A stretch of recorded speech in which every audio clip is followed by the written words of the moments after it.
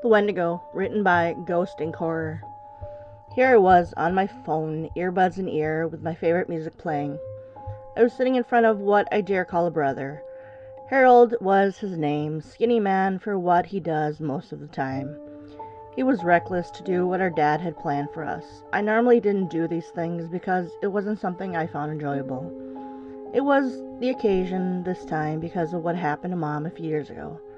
Harold didn't show much sympathy about what happened and often avoided talking about it. A single mention of her would end up with him having an attitude. At this point, Dad and I decided to not get into it with him.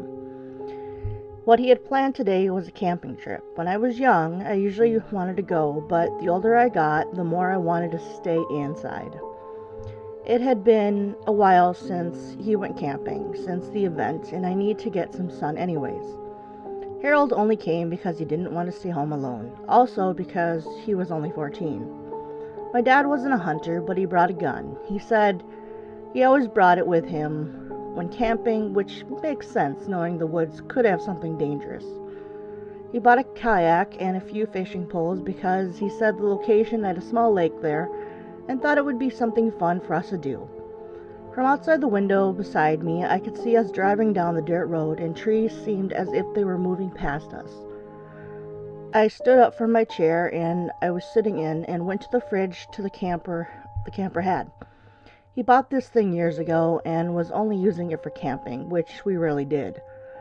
I always thought it was a waste of money, but though campers were cool considering it's basically a small mobile home, inside the fridge was the food from the next day till we went home. Nothing out of the ordinary, hot dogs and frozen food that could have been cooked in the microwave. We had plenty of bottled water, so it's good for what we had, although I wondered if he had brought some marshmallows like he promised. Wasn't much longer till we met into the campsite. There were other campers around, hopefully people my own age around. Harold was a handful himself, and I didn't want to deal with someone like him. It was about an hour after noon, and yet I didn't see anyone come out of their campers. Were they sleeping? Were they not here? I had to ask Dad about it. He didn't know either. Eventually, Dad told Harold and I to go outside and explore a bit. Me and Harold looked at each other, knowing that the least bit of exciting about the idea, but recklessly went with it. Walking outside, the sun itself instantly made my skin burn. It was hotter than I expected, so we both quickly got into the shade. It was cooler, but the heat still admitted on us both. We found ourselves a dirt trail and decided to follow it. Observing the woods was interesting. Unlike where I came from, it was silent here. Other than the wind, I heard no birds. I looked over to Harold, who had an annoying look on his face. Thought I was curious more if he had noticed what I had. "Do you think it's strange?" I said, asking him. He looked over at me confused. "What do you mean?" "I mean, like, the birds. I don't see or hear any," I pointed out. "Could just be that none live around here," Harold explained with an annoying tone. "Look, I know you don't want to be out here, but it's for Dad, and you know this," I said in a calm voice.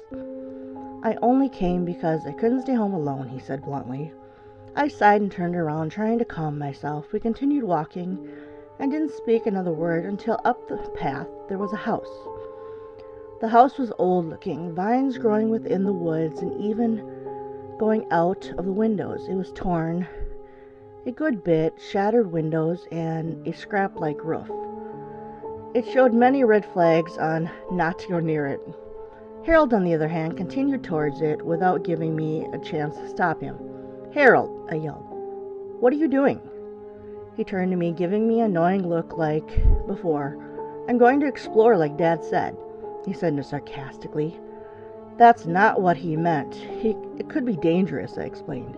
Yeah, but might as well make it interesting, right? He said, as he walked away once more. I knew no words were going to stop him and force him. Would just make it worse, so I followed him, just to make sure he wouldn't be in danger. Inside the house was nothing more than mostly ruined furniture, webs everywhere, and just nature taking control of the house. Harold proceeded to look around, which I continued to stay behind him, to make sure nothing happened. There wasn't a basement or a second floor, which I was thankful for. In a room we entered, it seemed like a research room. Papers everywhere, and a place where a desk stayed. There was an old computer on top of it. Granted, it was pretty much ruined. Harold looked at the papers he found around the area. Whoever lived here was a freak about some monster, he said, while showing me a paper in his hand. It looked skinny, stood on two legs, and had lengthy arms with claws at the end. The face alone looked like the shape of a deer's head. Even had antlers, though it looked like something you'd find on the internet. Still feeling uneasy, I was able to somehow convince Harold to go back where we came, although walking back I felt like we were being watched. Getting back to the camper, Dad was grilling some hot dogs. We didn't tell him about the house because it was something neither me or him wanted to share. Besides, I'm sure he would have been mad if he had found out we were exploring something like that. There wasn't much conversation going on because Harold went off on his own somewhere while Dad went to the lake and was alone. This place wasn't exactly bright for any of us. Even Dad wasn't his bright and usual self. I continued to eat the hot dog and watch as the sun began to set. It was the first day being here, and already time seemed to float by. When it was night, I was laying in my bed, and Harold was still not anywhere to be seen. Dad was outside, calling his name, which made me worry. I looked outside, and still nothing, no sign of him. There wasn't even anyone in the camper, as far as we could tell. My dad walked inside and told me to stay inside, while he went out to search for him. He then grabbed his flashlight and walked outside, heading into the woods. I watched as his light slowly faded away into the deep darkness of the woods. Even in the full moon, it was still darker than I could imagine. What seemed like hours were only minutes, and yet Dad nor Harold returned. I listened, and Dad called for Harold, couldn't be heard, though I did hear something. It wasn't a sound I'd heard before. Though it did sound like an animal, maybe a deer. Looking outside once more, I saw what looked like glowing eyes that were staring straight at the camper. Maybe a curious animal was looking. I couldn't be sure, but I didn't look at it long. I laid back down and I could hear my heartbeat. Everything was silent now, even the sound of my breathing. Till what sounded like something running was heard. It was heading towards the camper, and before I knew, I heard the door slam against the door. I heard something slam against the door. It made a yelp and tried to cover myself with blankets I was in. Keeping my eyes above, I saw the door slowly move, and I was quiet. I watched in horror as to what opened the door. Then Harold popped up in the doorway as he quickly closed the door behind him. "Harold, where the hell were you?" I yelled. "We have to leave now," he yelled. "Where's Dad?" I asked. "Dad, is he not here?" he said in a panic. "No, he's not. He went out looking for you." His face instantly spoke fear. He opened the door, and again, to the top of his lungs, "Dad, get out of the woods!" After a second of waiting, his flashlight could be seen its way over to us.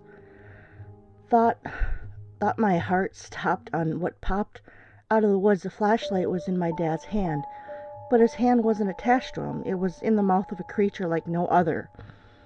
It was the same as the drawing in the house. It was tall, at least 8 feet, blood dripping from its mouth as if it was chewing on my dad's arm. I was frozen in place like Harold.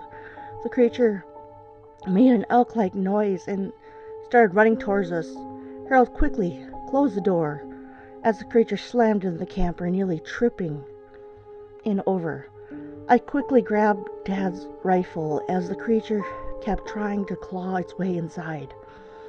So the claws pierced through the door and cut Harold's arm. It was a deep cut. It made a lot of blood pour out. I quickly grabbed some cloths and wrapped around his arm.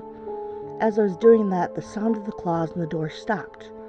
Without a second thought, I put a bullet into the rifle and waited. I could feel the sweat dripping from my face, my heart pounding against my chest, just ready to burst out. Harold was on the floor, wincing at his pain. Blood is still dripping, even with the cloth on it. Tears were almost running down my face as fear continued to grow. Then the creature broke the front window of the camper and started trying to claw its way inside. We got up and went through the door. Running was useless, so we tried to climb up on top of the camper. I threw the gun up there while also getting Harold up there. I tried to get up myself, but I was pulled onto the ground by the creature. I tried getting up, but the creature slammed me down by its foot, and I felt my back got crushed. I screamed out for help, but then it pulled my arm back. Popping it out of the socket, I screamed out even more as the pain grew much worse than before. Without hesitation, it took a chomp on my arm, ripping and tearing the flesh. I could feel the skin ripping off of the flesh of my arm, even feeling teeth piercing the bone. It was pure agony, and I could do nothing but scream. My body wasn't even able to move as the creature was feasting on my arm. As it dripped, my chewing up my arm on the ground, I could feel it breathe against my neck. This was the end. Was the only thing going through my head. I felt the tears run down my cheeks as I let out a small whimper, knowing that the end was right behind me. I heard a loud bang. My ears rang loudly as I tried to understand what had happened. The creature fell down to the ground with a thud. Blood poured from its head. I couldn't move my body. I felt motionless and weak. I heard running footsteps behind me. Harold crouched down beside me with a smile. "I did it. I shot him in the head," he said, excited. That was short-lived. "Can you get up?" "No, I can't feel my body," I said weakly. He looked over at my arm, only to quickly look away. He was saying something, but it was silent to me, as I realized something wasn't right. I saw the creature stand back up, and my eyes grew wide with fear. "Harold, behind you!" I yelled, but it was too late. The creature quickly bit into his neck before he could even turn his head. "No!" I yelled out in horror. Harold stood lifeless as blood dripped down from his neck. I couldn't believe what I had seen. The creature then yanked out a large chunk of flesh before dropping Harold to the ground. The creature stared at me with hunger in his eyes, blood dripping from his teeth, as it growled at me. "Please, don't," I pleaded. The growling stopped, and as it just stared at me, the tears still running down my cheeks, I blinked once and saw its jaws wide open. With a single breath, all I saw was darkness and then crushing of my own skull.